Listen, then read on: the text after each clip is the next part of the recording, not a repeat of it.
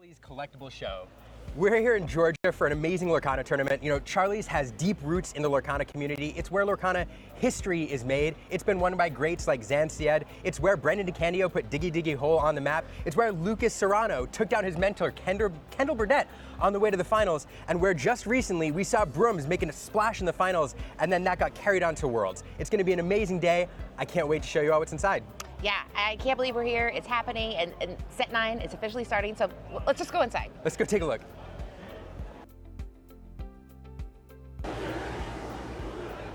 right. Liam, we're here. This is the room where it happens. You've been here before. This is my first time, but what can we expect here? This is the Charlie's. I mean, this place is amazing. Not only do they have a tournament set up, a big snack shack, which we'll show you in a second, but there's all sorts of vendors with goods and products of all kinds here. It's a really fun place to hang out and shop if you're in the area, and it's a great venue to hold a Lorcana tournament in. Yeah, I think my wallet's a little scared, but luckily we'll be in the booth. They have good taste. Stitch is here, okay? So, gotta love that. This is the snack shack. This is where players and commentators refuel throughout the day with energy drinks and all sorts of goodies and stuff from overseas. It's kind of cool. And here we go. And this is where it's crazy, because when you're outside, you're like, oh, it's just a little card shop. But no, this is just a small corner of this giant labyrinthine venue. It has all the things, all the plushies. There's Bluey. Look at these. Huey, Dewey, like Huey, the Disney Dewey, plushes and Louie, and Uncle Donald. hanging out together. Look at this, Mickey. Yeah, I have blinders on. I'm walking past. No, I have to stay in the venue. It's dangerous for our wallets. This is the start, just the start of the play area. Look, we're gonna have almost 500 players here today. That's a lot of people. So what you're seeing right here is just a bit of where players will be playing today. Yeah, I was like, oh, this is it. No, there's more, which is kind of the theme here today. But wait, there's more. So it's wave to the broadcast team over there. They're busy. But speaking of busy. Speaking of busy, here are the judges getting set up, getting ready. The best in the business. And more. But wait. They judge you, but in a good way. But we also have more tables. You might say, oh, so that's it, right? No. No. There's more. No. Let's take a look upstairs. I hope you brought your walking shoes. And shout out to our cameraman. Whoa. We made it. More tables, more judges. Yeah, the judges, the tables, and even more. This is the top area.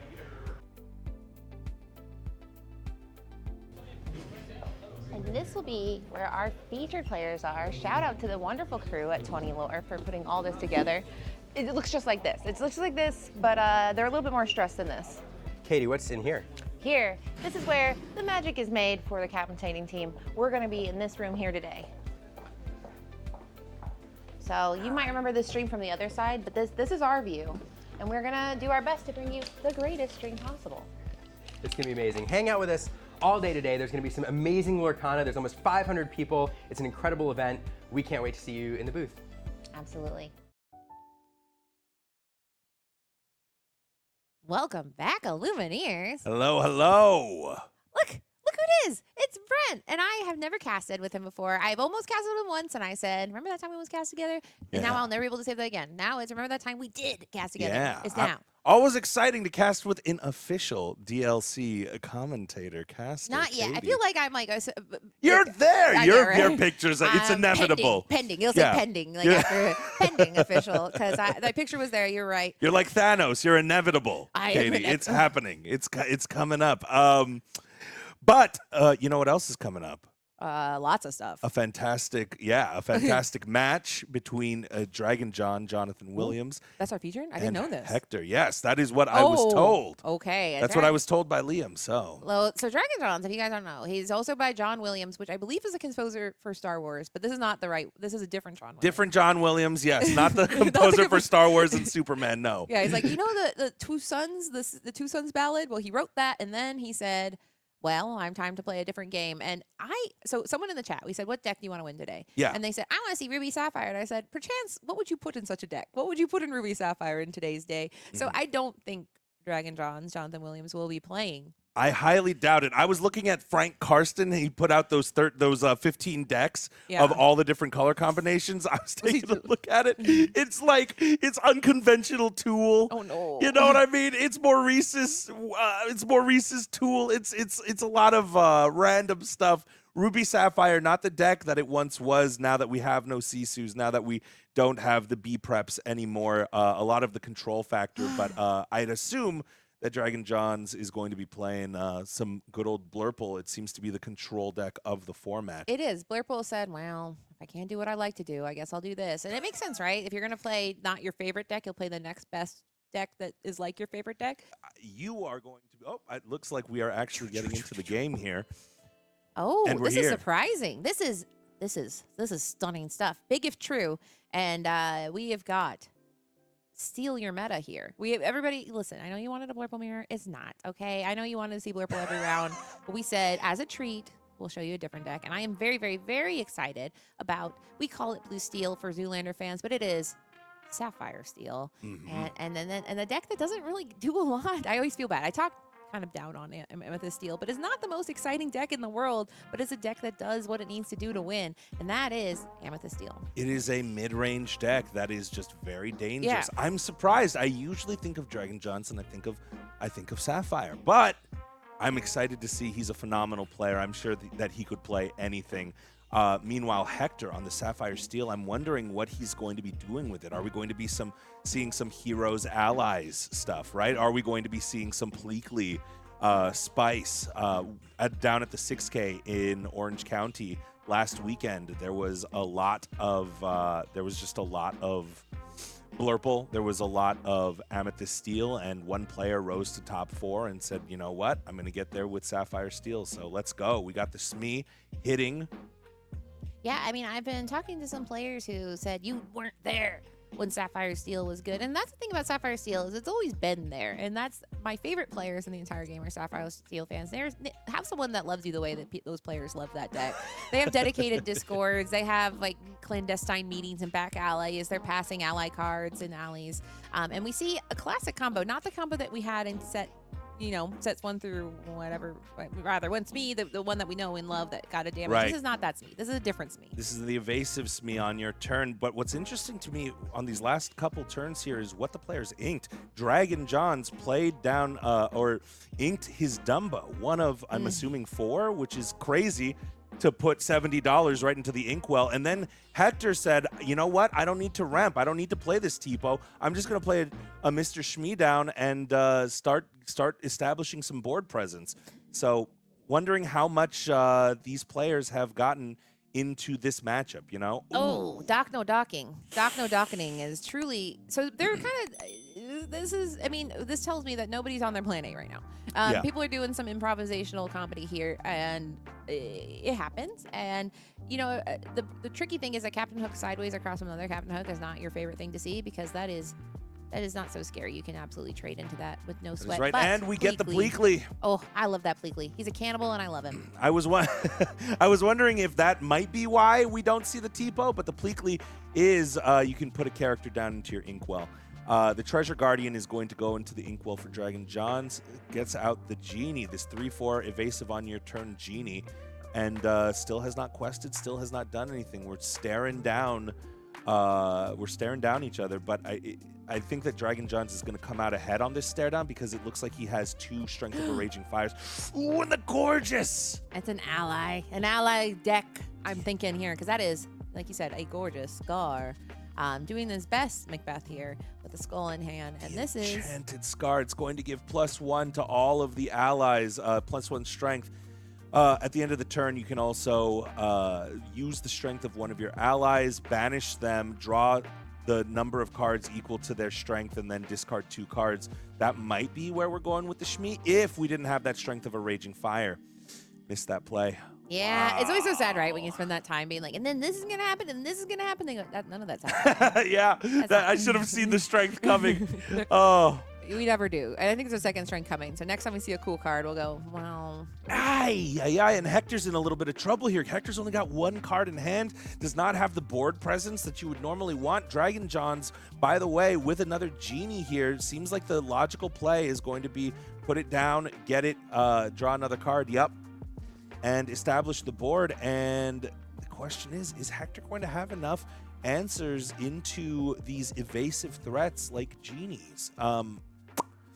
Yeah, that's and then there's a second. the Dumbo, I said in the last game, you know, the least scary version of Dumbo is when he's in your inkwell. This is the time where I'm like, I wonder why people are afraid of him. I can't believe that Dragon Jonz is electing to ink another Dumbo, but he knows something that we don't. Well, he's got a dock in hand, so he's kind of trying to work towards it. A dock in the hand can feel really heavy because he's already played one dock, no docking.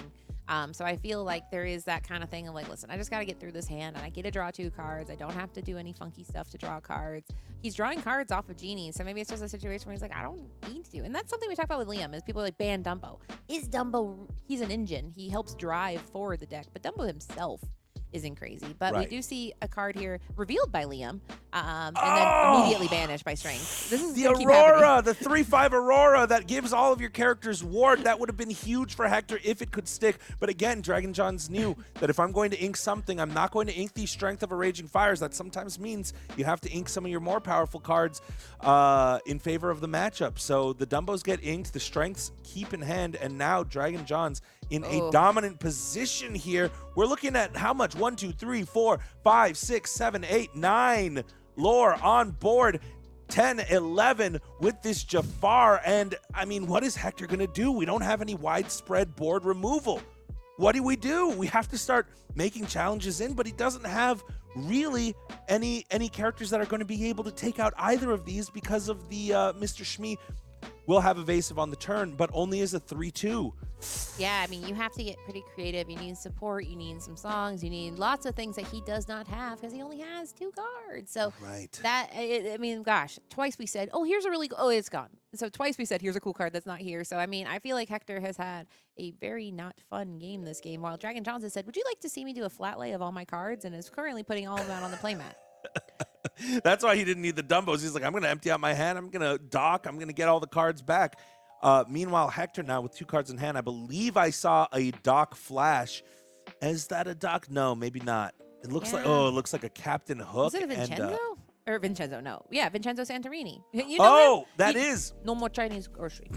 And there we go. Boom. So we're going to deal 3 damage and make the trade, but expensive. That's only 1 character.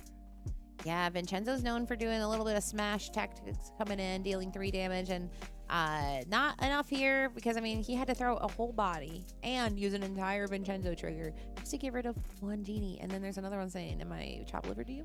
Absolutely. And Dragon Jonz now in a dominant position, has 8 lore on board, has the bell in hand, and says now this turn is not the turn for Bell. We're going to turn one of the characters sideways. I wonder if it is going to be the Vincenzo or not. There's someone pointing out in chat that John is very, very famous for being put on the CCS stream and then losing. And he says, not today. Guys, please, this is the start of the invitational series. I must win this. And he is showing that this deck, we said it's mid-range, and we are in the middle of the range, and it is doing mid-range things. We are in the middle of the range here. I mean, you would assume that the Sapphire deck is the one with the bigger, threats on the board with more ink, but Hector just not being able to find any card draw. Meanwhile, Dragon Jonz just pummeling. Yeah, and we see a very dominant position here. He's at 2 lore, but he's got all the momentum in the world on his side. He's got, we see him setting up that bell. Yeah. Okay, that was actually a great play because we saw him setting up that Bell Accomplished Mystic, but this just gives more Bell Accomplished Mystic stuff now. That's true. It moves 3 damage, but we're hedging our bets here. We got more chances to do damage than ever. And this Tinkerbell, I mean, that's a great top deck. This Vincenzo's also going to be able to start cleaning up here. And, yeah, that Bell, I'm sure Dragon Jonz is happy that he has he's held on to that. But still a very dominant position here on the part of Dragon Jonz. Hector, though, is that 2 bells in here? Has the opportunity to come back here. So now the question is, what's the optimal challenge? Maybe... So we put 3 more into Vincenzo, then we put another 3 from the Elsa, heal the Elsa up and put it onto the Vincenzo. Is that the play? Yeah, it does look like we're just going to go ahead and move that damage on over and say, get out of here, Vincenzo Santorini, and get back to Atlantis. And now he only has, it looks like he's out a Treasure Guardian. So it's not what I would consider the greatest hand. However, Hector says, I've seen what I need to see. And Dragon Jonz had already, quested on that last turn. He was not still at 2. He climbs up to 15, and Hector has had enough here. Yeah, he said, please, mercy. And that was, I mean, we talked at the beginning. We're like, this is a fast meta, and then we saw 2 games that were pretty grindy. So I was like, wow, okay. But this I think is kind of showing how fast the game can go. We started this round, and Dragon Jonz says, I'm gonna play all my greatest hits, and very very smart to do so, because whenever you're against, I mean, so much of the time, the concept that I keep hearing is who's the beatdown, right? Who is going to be the aggro deck? Because even if you have an Amethyst Steel deck and it is mid-range, so that means that sometimes you'll be the part of aggro, sometimes you'll be the part of the control if you're playing into the aggro. And Dragon Jonz smartly realizing, I'm the beatdown. I have to be the aggro here, getting out as many characters out on board. And, you know, one of the things that you were talking about, Fabled, they did not reprint a whole lot of widespread removal. In fact, to my knowledge, it's really only Mob Song, maybe, and that's not even wide. It's just 3 characters and Under the Sea. Yeah. And Monstro, if you're brave enough. Are you brave enough for Monstro? Are you brave enough to discard that many cards would you like from to your discard hand? Your whole hand Yeah. today, sir? You really want to do this right now? And we don't even know if Dragon Jonz is playing the Mob Song, but just pointing out that that is what's in there. Shout outs to y'all in chat. Thank you so much for joining us. I see a lot of very, very familiar names here. Yeah. What's up, Love Train TCG? What's up, Neves Nerd Corner? You know, Valhalla Main.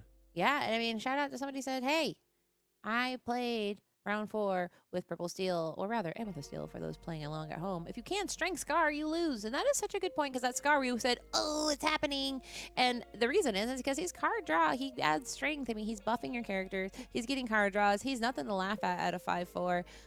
But he certainly doesn't have a ward. Wouldn't that be nice if he was out there with Aurora? I know. But that Aurora came down a turn too late. Yeah. What's up, Triton HS? Good afternoon. Cripplin in chat saying, let's go Hector. I am hoping to see a game 3. I always love watching these matches. The happy is going to come down. And now we'll see how Dragon Jonz does on the draw. That's going to be a large part of this matchup, right? Yeah. Again, into who the beatdown is. Palace Guard is going to come out, the 1/4 that has Vanish. So, you know, Hector could easily throw something down, banish it no matter what, as long as he can target the Palace Guard. But that Palace Guard is going to stick around for quite a bit here. Oh, this is a fun card here. Ooh. It's a Calhoun, which, I mean, she's kind of great in the sense that there's no singers on board, so we're certainly, even if we could sing a strength this turn, you can't. Now, you could hard cast. No, you can't, because it still won't work. So, because she's got that resist 1, so she's sitting pretty now, going like, listen, I'm probably going to survive this turn. I really can't think of anything that would get rid of her at this point. So, ooh. Absolutely. What Whoa! is this? And the Enchanted Alice, the one that gives support, and all your other characters gain support. Wow, Hector's on a very interesting Sapphire Steel build. Meanwhile, Dragon Jonz electing to play another Calhoun. Looks like there's ink trouble in Dragon Jonz's hand. 3 genies. The 3-knee. The 3-knee. The 3-knees. Liam does not like the 3-knee, because I'm like, oh no, we've got the 3-knee. And he literally stopped talking. I was like, I like 3-knee. But anyway, so the 3-knee is in hand, but that is truly diabolical behavior, because next to the 3-knee is something we saw that was the most valuable card in his hand last game. You ever watch Boy Meets World? Yes. 3-knee. Oh, 3-knee. yeah. 3-knee. Mr. Feeney's like, what? But here we go. He got ink. He said, listen, guys, stop saying that. Now it's a Deanie.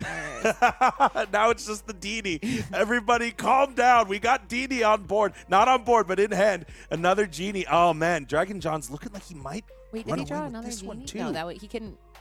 No, he didn't. No, he I was like, he can't have Elsa. a double 3D. That's insane behavior. But either way, yeah, Dragon Jonz says, I will get what I need. And he did it, unfortunately or fortunately. And those Calhouns are doing what Calhoun does spectacularly, and just kind of menacing. Yep. And keeping Hector at saying, I'm scared. And as we saw, Dragon Jonz has the kind of deck that has reach, both in card draw and lore burst. So if Hector doesn't take advantage of this time, he's going to enter a world where he might never get time again. Yeah, I don't think Hector's going to, because usually in the Sapphire versus Amethyst matchup, right, it's like, well, one is going to be able to ramp up, get their big threats out, but Hector has not been able to effectively ramp.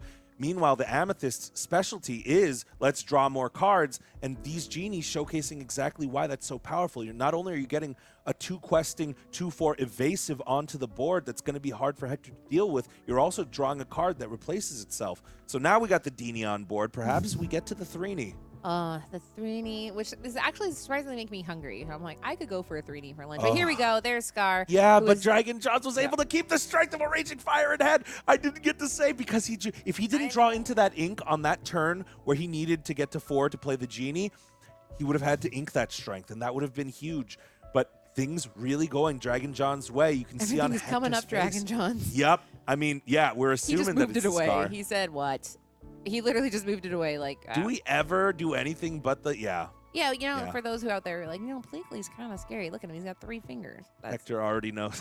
He's got 3 fingers. I don't trust the look of that. What more do you need, I guess, when you're a lion? Raj is going to come out, speaking of felines, and this is looking like a rematch. This is looking like an exact replica of the first game here. He's feline scared right now. Did it work? Tough to say. But yeah, I mean, poor Hector. He's been on the play. He's been on the draw. Or rather, was he on the play last game? I can't remember. I believe he was on the draw last game, but I could be wrong. But either way, he's played 2 games where he's like, it'd be really cool if I got to do the thing my deck does. And Dragon Jonz says, I don't think that's going to happen today. And here we go, another feline type card with Treasure Guardian. Treasure Guardian more. comes down. Yep. And because we have that Raja out, because we have the Palace Guard out, we're going to be able to draw an additional card. Or draw 1 card, rather. This is surprise Liam on board. I know. Or on screen, Liam not on board. is watching. Liam's trying to learn. Judge what is Liam. this Sapphire Steel doing here? And Dragon Jonz just applying the pressure. He says, I'm not going to let you, execute the game plan that you want. Oh, the Enchanted Hades. Who I think is going to be the next big bad. That's my theory because we're going in the well. What's the well? Underground. Where does Hades live? The underworld. So this is my theory. Everybody come with me on this journey together in the well. Yeah, and we already did have Ursula, which would have made sense because she's under the sea, right? Yeah, she's now underneath. Yeah, so Now we're going even under that. We're going under the sea. The underworld. And Hector is Double thinking Elsas, through. by the way. He has to make some challenges, but I mean, you kind of have to get as much lore off the board as possible. Yeah, I mean, this is rough because, like you mentioned, no board wipes. What does that mean? Well, it means your board's going to get wiped. We're going to have the first playmat, and then what about second playmat where you put, maybe your other stuff? Luckily, we don't have it, in set 7 where it was the items spectacular, where it truly was wild. I took a screenshot. I believe it was world-class cards, and Sansayed's mat just looked like every card was there. But in this case, most cards were on the playmat. And here he goes, challenging through, getting value with that Calhoun, and really just kind of showing that his deck is teched. Right, and the everything. sequencing extremely important, right? You play down the Elsa, tap the, or exert the Lawrence, challenge in with the Elsa, put the 2 damage on so that your Calhoun can eat for free there. Calhoun's eat free on Tuesdays. And Dragon Jonz just too fast, just too lightning fast. I mean, it doesn't hurt when you have the 3D in hand, right? Yeah, but 3D in the hand is worth 3 in the bush. And here we go. And so we see Hector doing something that I think is the greatest tell. If you're ever watching somebody play a card game and you want to know, and you don't want to talk about who won, just look at who starts looking at their cards after. Oh, interesting. Because the person who's going where's the good cards? I always feel right. Yeah. They're looking for what the answers were going to be potentially. Yeah, and they're shuffling up, but that is GG's, as they say in the business. And Hector, shout out to him for bringing a deck like that because, people said there's 3 decks you bring, and Hector said, what about this one? And I don't think this doesn't mean that this isn't a good deck. So let's just say that if you lose round 3, you have 9 rounds, 7 today. There's still a long day ahead. 7 rounds of Swiss here at the Charlie's Collectible Show 25K weekend. We got 7K up top for the #1 finisher of this insane 450 player match here. Yeah, it'd be like, hey, do you want to win a 2011 Honda Civic? Well, you can today. Yes. I'm not guessing. I'm kind of using math here. Would you like 1/3 of a of a new or a very old Honda Civic? Yeah, 1 new Honda Civic or 1/3 of a new and 1 very old one. But either way, it is quite the prize. Cars are expensive. So that's maybe not how they should advertise this tournament, is how many Honda Civics right. you can win.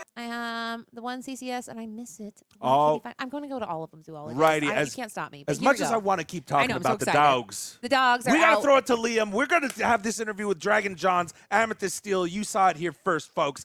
CCS, stick around. All right, everybody, welcome back to CCS. I'm in here in the interview area with Jonathan Williams, who you just got to see 2-0 Hector Herrera. Hector is no slouch at these tournaments. He actually won the event back in March. What was it like sitting down across from him? Probably scary because I thought he was going to beat me with his Blue Steel deck. Now, when I saw you before the game started, you kind of looked at me and said, I think this is a bad matchup for me. Why'd you put me on camera here? What is it about that matchup that scared you, and how did you overcome it? So the matchup scares me. Like if he get like a Pluto out and a Aurora, and then do Scar, he can draw like 20 cards in one turn, and then I'm just sitting there like he's dropping down Hades and Vincenzo and all the big characters, and you can't be able to kill Vincenzo with Purple Steel. Yeah. But I was able to strength his Scar every time, so that's what put the edge over the game. Just never allowed that to go off. That's good. I mean, luckily, I mean, for Steel players, I'm sure they're super excited that at least Strength stuck around to allow you to do a little bit of it. Yeah, we got Strength, Smash. It's true. Smash didn't come back. Ambush is another card I thought about playing, but Uninkable, if it was Inkable, I would be playing it. I tested a lot of cards like that. And most of the time when you play Blue Steel, you just hold Strength in your hand and then wait till you play Scar. Now, so we were talking a little before too. Last weekend was SSG. It was the release tournament. That's your stomping grounds. You're always playing down there. Yeah. And you took in an Emerald Amethyst deck. You said you knew it was a bad idea, no Dumbos. This weekend, you're playing Dumbos. Yep. Everybody's scared of this card. Is Dumbo that good? Dumbo's good, but when you top deck it in the late game, we got like 7 ink and like at least 2 to 3 guys out that can gain lore and draw a card. Like usually I ink it early game, and then I'm hoping to top deck it when I have like Elsa, the Dragon Genie, and any other evasive out. And I just top deck it, and I'm like, oh, okay, that was good. It fills my hand up, and it's like I'm questing at the same time. But I'm not really too scared of it because it dies to a lot of things in the format right now, like Smash and Strength, and you play Elsa, tap it down, kill it with Genie, stuff like that.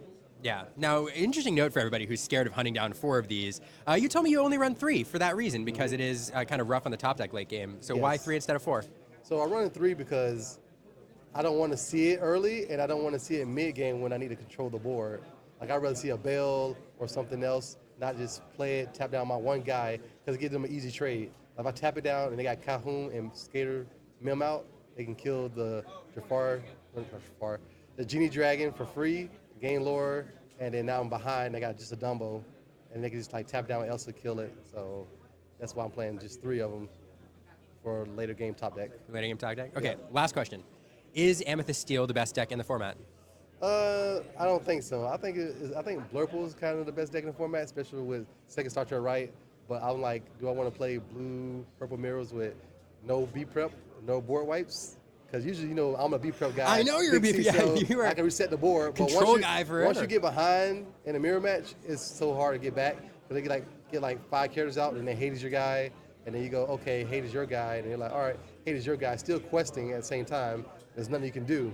And then they start to right, draw 5 cards, and you're like, well, I'm behind. I know they got more Hades. They'll play Mim, bounce it, big Elsa, so I don't want to play them games. You're just like, heck no, Blurple mirrors in a best of 3. Yeah. Well, best of luck to you. It's super exciting seeing you here. Always enjoy watching you play. And can't wait to see what you do in the next few rounds. Yep, hopefully I get top 8. Yeah, let's send it back to the booth.